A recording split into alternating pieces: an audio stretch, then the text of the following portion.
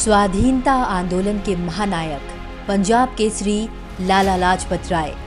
यह चंदन की भूमि है, अभिनंदन की भूमि है, यह तर्पण की भूमि है, यह अर्पण की भूमि है। इसका कंकर कंकर शंकर है, इसका बिंदु बिंदु गंगाजल है। हम जिएंगे तो इसके लिए, मरेंगे तो इसके लिए। भारत की भूमि हमेशा से ही वीरों की भूमि रही है। यहाँ समय समय पर ऐसे कई वीर पैदा हुए जिनकी शौर्य गाथा सुनकर हर भारतवासी का सीना गर्व से तन जाता है। आजादी के अमृत महोत्सव पर आज हम याद कर रहे हैं भारतीय स्वतंत्रता संग्राम के महान अमर बलिदानी शेरे पंजाब लाला लाजपत राय को, जिन्होंने न केवल देश की सेवा के लिए अपने प्राणों की आहुति दी, बल्कि अपने जीवन का एक एक कतरा देश के नाम समर्पित कर दिया। भारत के स्वातंत्र्य समर के प्रखर नेताओं में से एक लाला लाजपत राय 28 जनवरी 1865 को फिरोजपुर जिले के डुडिके गांव में पैदा हुए थे। किशोरावस्था में स्वामी दयानंद सरस्वती के आर्य समाजी विचारों से प्रेरित लाला जी आजादी के संग्राम में तिलक के राष्ट्रीय चिंतन से भी बेहद प्रभावित रहे।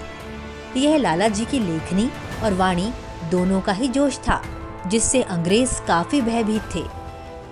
लाला लाजपत राय के जीवन में अहम पड़ाव तब आया जब वह 1917 में अमेरिका के न्यूयॉर्क शहर गए और उन्होंने वहां Indian home rule league of America नाम से एक संगठन की स्थापना की। इस संगठन का उद्देश्य भारत से बाहर रहकर भारत के लिए काम करने का था।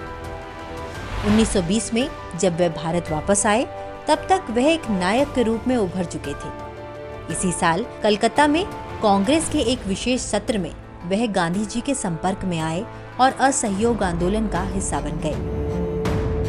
लाला लाजपत राय बाल गंगाधर तिलक और विपिन चंद्र पाल को लाल बाल पाल के नाम से जाना जाता है। इन नेताओं ने सबसे पहले भारत की पूर्ण स्वतंत्रता की मांग उठाई। लाला लाजपत राय के नेतृत्व में असहयोग आंदोलन पंजाब में जंगल में आग की तरह फैल गया और जल्द ही वे पंजाब का शेर और पंजाब केसरी जैसे नामों से पुकारे जाने लगे।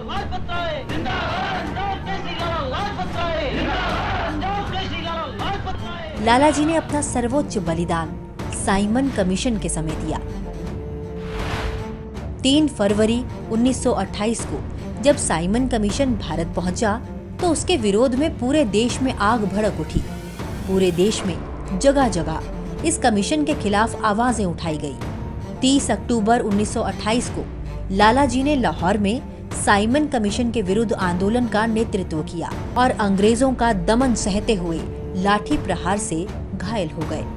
इसी आघात के कारण 17 नवंबर 1928 को उन्होंने अपना सर्वोच्च बलिदान दे दिया। अपने अंतिम भाषण में उन्होंने कहा, मेरे ऊपर बरसाई गई एक लाठी अंग्रेजी राज के ताबूत में आखिरी चीज साबित होगी। अब सूरज आगे रहेगा। और वही हुआ भी। लाला जी के बलिदान के 20 साल के भीतर ही ब्रिटिश साम्राज्य का सूर्य अस्त हो गया। लाला जी पर लाठियों के प्रहार ने कितने ही उधम सिंह और भगत सिंह तैयार कर दिए, जिनके प्रयत्नों से हमें आजादी मिली।